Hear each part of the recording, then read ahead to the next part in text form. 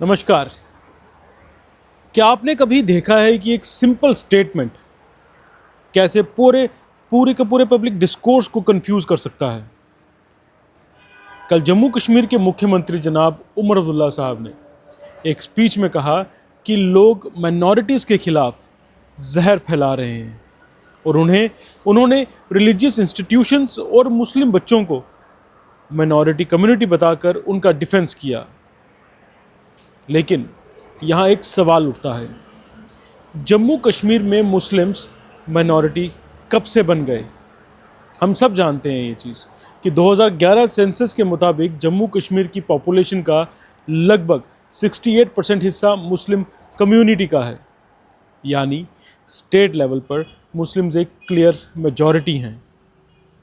फिर भी एक सीजन्ड लीडर, एक एक्सपीरियंस्ड सीएम, एक एजुकेटेड पॉलिटिकल फिगर जैसे उमर अब्दुल्ला ने मुस्लिम्स को माइनॉरिटी लेबल क्यों दिया? क्या ये फैक्ट की गलत इंटरप्रिटेशन थी?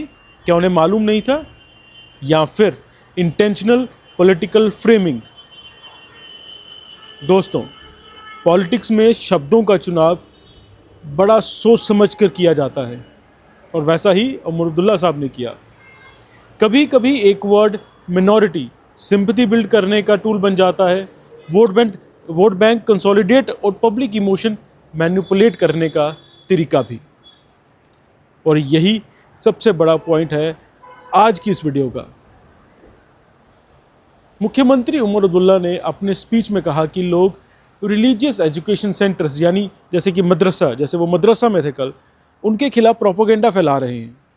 उनका कहना है कि ये इंस्टीट्यूशंस देशभक्ति और संवैधानिक वैल्यूज़ यानी कॉन्स्टिट्यूशनल वैल्यूज सिखाते हैं, लेकिन लोग इनमें पढ़ रहे बच्चों के खिलाफ जहर फैला रहे हैं। कौन है वो लोग? लेकिन यहाँ एक कॉन्ट्राडिक्शन सामने आता है। क्या कोई पूरा कम्युनिटी एक ब्लैंकेट शील्ड डिजर्व करता है? दोस्तों, क्रिटिसिज्म या क्वेश्चनिंग कम्युनिटी के खिलाफ वैनम फैलाना नहीं होता।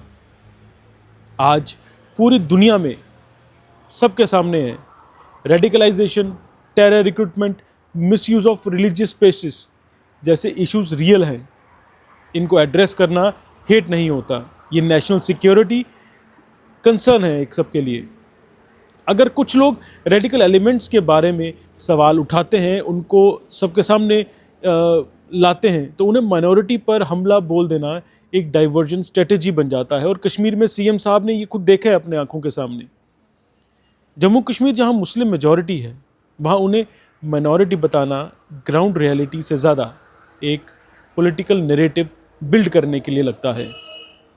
इस तरह की फ्रेजिंग का एक ही पर्पस है, ये कोई गलती नहीं है, ये पर्पसफुल है कि विक्टिमहुड नैरेटिव क्रिएट करना और पोलराइजेशन को फ्यूल करना अपनी वोट बैंक पॉलिटिक्स के लिए। क्योंकि जब मेजॉरिटी को माइनॉरिटी के रूप में रिप्रेजेंट किया जाता है, तो बाकी कम्युनिटीज़ का जो माइनॉरिटी हैं उनके लेजिटिमेट कंसर्न्स ऑटोमेटिकली इनवैलिडेट हो जाते हैं।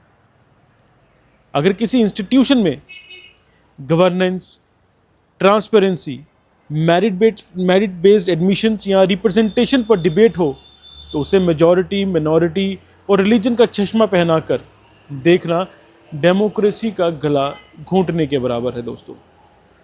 और ये आजकल आप जानते हैं, Shri Mata Vaishno Devi institute of medical excellence को लेकर भी जो मूवमेंट जम्मू में चल रही है, वहाँ भी बात प्रोसेस और गवर्नेंस पर हो रही है। लेकिन जनाब उमर अब्दुल्ला साहब ने और उनके डिप्टी सीएम जैसे साथियों ने उसे भी एक दिन पहले धर्म का चश्मा पहना दिया और डिबेट का रुख बदलने की पूरी साजिश थी। कोई भी रिस्पॉन्सिबल लीडर से ये एक्सपेक्टेशन होती है कि वो क्लैरिटी, ऑनेस्टी और फैक्ट्स के साथ बात करे।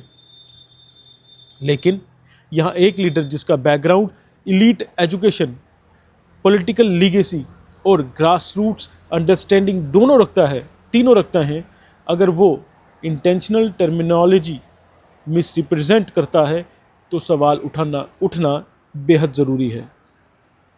हम पूरी कम्युनिटी को ब्लेम करने की बात नहीं कर रहे, लेकिन हम ये ज़रूर पूछना चाहते हैं, जम्मू कश्मीर जहां मुस्लिम्स मेजॉरिटी हैं सबके सामने, वहां उन्हें माइनॉरिटी क्यों दिखाया जा रहा है? क्या विक्टिमहुड नैरेटिव पॉलिटिक्स का नया टूल बन गया है? क्या रेडिकलाइजेशन पर सवाल उठाना वेनम यानी जहर स्प्रेड करना की तरह होता है? क्या लीडरशिप का काम यूनाइट करना है या आइडेंटिटी पॉलिटिक्स को फ्यूल करना? डेमोक्रेसी क्वेश्चंस पर चलती है, स्लोगन्स पर नहीं। फैक्ट्स पर चलती है, रिहॉट्रिक पर नहीं। रिहॉट्रिक बिल्कुल, मेजॉरिटी मिनॉरिटी के लेबल्स पर नहीं।